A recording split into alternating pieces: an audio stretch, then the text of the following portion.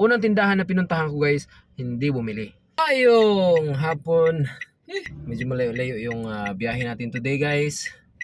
At may share lang ako sa mga followers natin. So medyo nakailang araw tayo walang upload. So, araw-araw kasi may lakad ako pero hindi ko na nagawang mag-content, no? Yung kasi wala akong kasama, walang tagahawak nung camera. So napakasaya guys, no? Na share ko lang sa inyo guys yung journey, no, sa akin at sa Friends Baker, no? So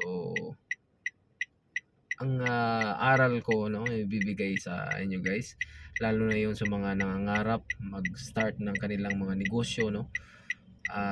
Ito lang guys, no, share ko lang sa inyo to kasi nga for the first day, no, na nagbenta ako ng aking produkto na Friends Baker, yung mga locally produced na biscuits, no, sopas kung tawagin sa probinsya namin. For the first day, ganun pa rin nung simula nung na nag-start ako nung pinakauna, yung sa Bukumuko, no? Yung story kasi doon sa Bukumuko is pakinggan nyo to guys, dapat nakikinig talaga kayo doon sa mga sinasabi ko kasi libre ito guys, no? At makakuha kayo ng mga makakapulot kayo ng mga aral, no, sa mga ginagawa ko araw-araw.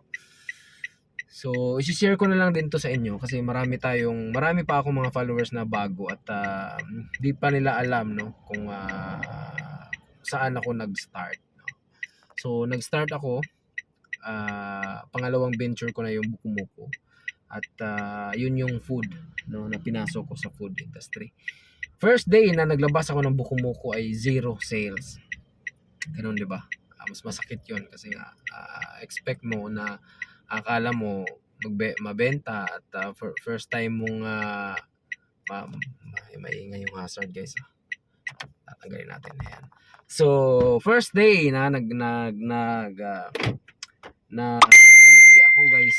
Tagalog pala. First day na nagbenta ako dun sa produkto ko na Bukumuko. Yung Bukumuko na brand ay ako yung gumawa niyan at registered din yan sa IPO dati. So nung nagbenta ako, no, first day walang bumili.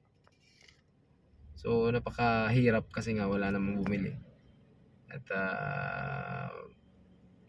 tuloy pa rin, no, tuloy pa rin yung ginagawa ko until today. Na share ko lang sa inyo to na nung time na nasa Friends Baker ako, nung nagbuo ako ng panibagong brand, yung Friends Baker, ganun din ang nangyari guys, no. So dapat pakinggan nyo talaga to. Medyo mahaba-haba yung kwento ko, naka 3 minutes, almost 4 minutes na. Pakinggan nyo talaga to, no? Kasi ganun na naman, nung nagbenta ako ng supas, no, biscuit kung tawagin sa amin, first day, no? So nagbenta ako. Sabi ko, siguro pag magbenta ako, mabibili naman, no? Kasi instead na magmumotor ay sasakyan kung dinala ko. So nagbenta ako. Nung pinakaunang tindahan yung pinuntahan ko guys. Magandang kwento kasi to no? First day na naman, no? Pagsubok. First day, unang tindahan na pinuntahan ko guys, hindi bumili. Ganun na naman. Sabi ko, parang nauulit ata to, kinabahan ako. Diba, madali lang naman to ibenta yung biscuit, sopas yung tawagin. Pero siyempre, pag bago pa yung brand, bagong mukha, ay inaayaw-ayawan. Pangalawang tindahan, hindi na naman bumili. Sabi ko, talaga naman to Pangatlong tindahan, wala pa rin bumili guys. Grabe. Sabi ko, wala to parang negative to naman ako sanay magbenta. Pero as usual, benta mo lang, i-offer mo lang naman hindi naman ganyan kahirap pa i-explain kasi pagkain naman yan at supas din naman yung tawagin, biscuit lang naman. Pang-apat na tindahan guys, wala pa rin bumili. 'di ba? So parang sabi ko, naulit na naman yung dati. Sabi ko, hindi ako mawalan ng pag-asa. Pagsubok lang 'to. Pang-5 tindahan, guys, bumili na.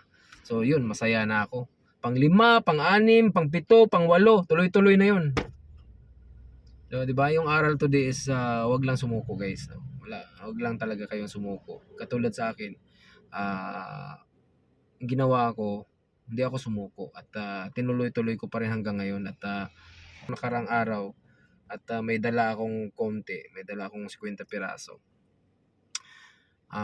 Binalikan ko ngayon, ubos na. May mga tindahan pang pagbentahan pero naubos na yun sa kanya. So sa kanya ko na lang binigay. Hopefully guys this year makapag mass production kami nung biscuit na yun at mabababaan na namin yung presyo kasi nga makapag-volume na kami. So lesson for today guys, huwag lang kayong sumuko guys, tuloy nyo lang yung mga pangarap nyo, tuloy lang, diretso lang yung daan. Sabi nga nila, fail big, fail fast, no? At recover fast. So mora na guys, yun lang muna at magandang hapon at ako'y uuwi na. Thank you. Bye bye.